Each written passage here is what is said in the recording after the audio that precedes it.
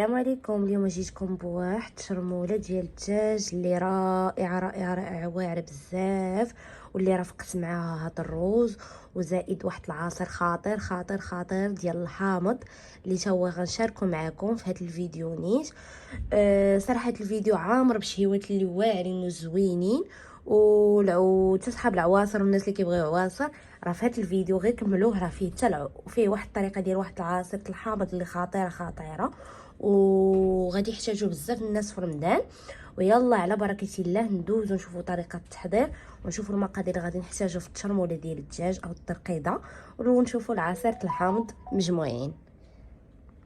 اول حاجه عندنا غادي نرقد الدجاج. كيف ما كتشوفوا معايا عندي هنا صدر ديال الدجاج او داند اللي مقطع على شكل مربعات.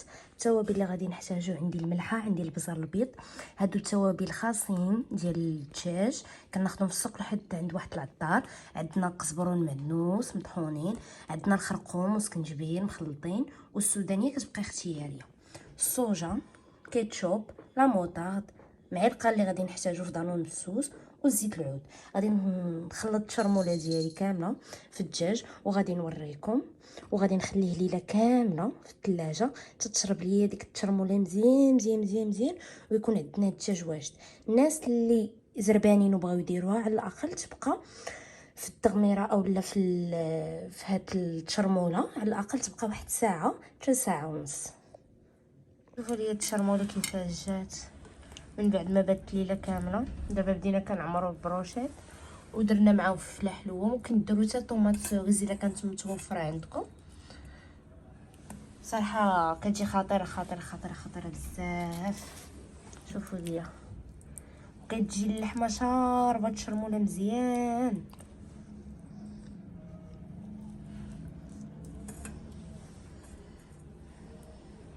من الاحسن تبيتوها ليله كامله كيف ما قلت لكم، ولا كان بنادم زربان بها واحد ساعه ونص ولا ساعتين على الاقل، 3 سوايع على الاقل.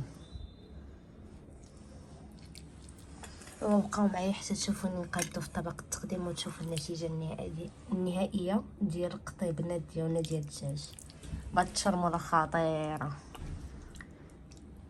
وكتكون هذه هي النتيجه النهائيه ديال الدجاج اللي شرملت معكم.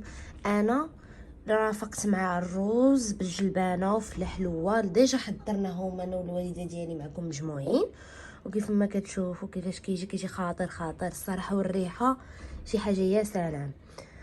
وما تنساوش تدعموني بلي لايك ولي كومونتير وتبارطاجيو هذا الفيديو مع الناس يقدروا يحتاجوا بحال هاد بعض الوصفات.